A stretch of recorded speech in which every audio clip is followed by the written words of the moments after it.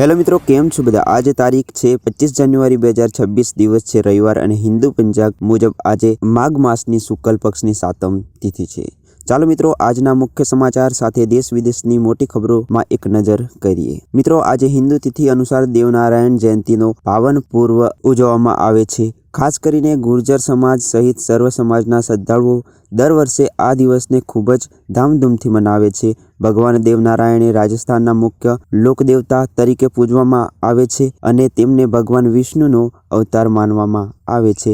આ અવસર પર રાજ્યના અનેક વિસ્તારોમાં મેળાનું પણ આયોજન પણ થાય છે। તો મિત્રો, આપણે સૌને દેશવાસીઓને શ્રી નારાયણ જયંતીની હાર્દિક શુભકામના। તે સાથે જ આજે માઘ શુક્લ 7મના દિવસે રથ 7મ પણ ઉજવવામાં આવે છે। આજના દિવસે સૂર્યદેવ અને માં નર્મદાની પૂજા વિશેષ મહત્વ આપવામાં આવે છે।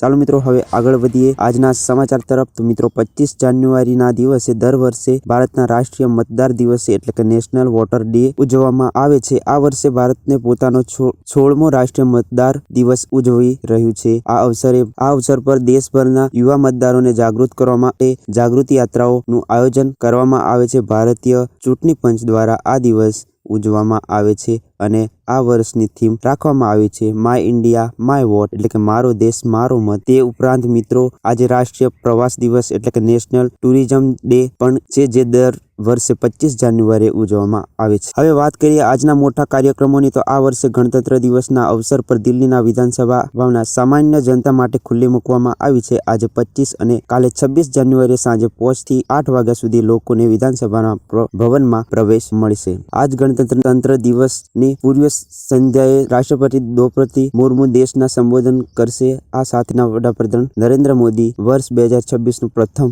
મન કી બાત કાર્યક્રમનું સંબોધન કરશે। આજે મહિનાનો છેલ્લો રવિવાર હોવાથી સવારે 11 વાગે મન કી બાતનો 130મો એપિસોડ પ્રસારિત થશે। ચાલો હવે મુખ્ય સમાચાર તરફ આગળ વધીએ। તો સૌપ્રથમ મોટી ખબર, 26 જાન્યુઆરી પહેલા પંજાબમાં મોટો બ્લાસ્ટ થયો છે। રેલવે લાઇન ને નિશાન બનાવી વિસ્ફોટ કરવામાં આવ્યો છે, જેના કારણે એક માલગાડીનું એન્જિન નુકસાનગ્રસ્ત થયું છે અને ડ્રાઈવરને ગંભીર રીતે ઘાયલ થયો છે। ગણતંત્ર દિવસ પહેલા જ પંજાબમાં આતંકી ફેલાવવાની સાજિશ હતી, પરંતુ સુરક્ષા દળોએ વધુ એક મોટી સાજિશ નિષ્ફળ બની છે અને 2.5 કિલો RDX સાથે 4 આતંકવાદીઓની ધરપકડ કરવામાં આવી છે। હવે મિત્રો, આગળની ખબર વાત કરીએ તો બજેટ સત્ર પહેલા 27 જાન્યુઆરીએ સર્વપક્ષીય બેઠક બોલાવવામાં આવી છે। 28 જાન્યુઆરીથી સંસદનું બજેટ સત્ર શરૂ થશે અને 1 ફેબ્રુઆરી લોકસભાનું બજેટ રજૂ થશે। મિત્રો, હવે વાત કરીએ મોટી આર્થિક ખબર તરીકે, ચીનને ટક્કર આપવા માટે કેરળનું વિંઝિનમ પોર્ટ ગેમ ચેન્જર બનશે। અદાણી પોર્ટ દ્વારા 16,000 કરોડ રૂપિયાનું મેગા રોકાણ કરવામાં આવશે।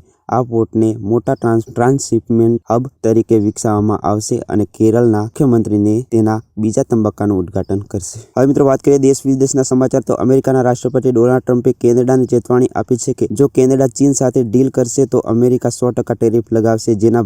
જો કે ભારત માટે એક સારા સમાચાર છે કે અમેરિકા ભારત પર લગાવેલા વધારાના 25% ટેરિફ હટાવી શકે છે, કારણ કે ભારતે રશિયા પાસે તેલની ખરીદી ઘટાડેલી છે। આ સાથે જ RBIના રિપોર્ટ મુજબ 3 વર્ષ બાદ રાજ્યનો નાણાકીય ખોટ GDPના 3% પાર પહોંચ્યો છે અને વર્ષના 2024-25માં 3.3% રહ્યો છે। મિત્રો, સૈન્ય ક્ષેત્રે મોટી ખબર આવી છે। ચીન વર્ષ 2030 સુધીમાં 1000 J-20 લડાકુ વિમાનો ઓપરેટ કરશે, જેના કારણે અમેરિકાની દાદાગીરી પડકાર મળશે। આવી સ્થિતિ ભારતને પણ પોતાની વાયુ શક્તિ વધારવાની જરૂર છે। ટેકનોલોજીની દુનિયામાં દાવોસ સમિટ દરમિયાન એલોન મસ્કે ભવિષ્યવાણી કરી છે કે આગામી 4 વર્ષમાં AI માણસો કરતાં વધુ બુદ્ધિશાળી બનશે। દાવોસ સમિટમાં ભારત પર વિશ્વનો વિશ્વાસનું વધુ મજબૂત બન્યો છે। હવામાન સમાચારની વાત કરીએ તો રાજસ્થાન સહિત દેશના અનેક રાજ્યોમાં ભારે વરસાદ અને કડકડતી ઠંડી ચેતવણી આપવામાં આવી છે। માઉન્ટ આબુના તાપમાનમાં -7 ડિગ્રી સુધી પહોંચી ગયું છે। વિદેશમાં પણ હાલત ગંભીર છે। અફઘાનિસ્તાનમાં બરફવર્ષાથી 61 લોકોના મોત। અમેરિકા ખાતે બર્ફીલા તોફાનના કારણે 15 રાજ્યોમાં ઇમરજન્સી અને ઇન્ડોનેશિયામાં ભૂસ્ખલનના કારણે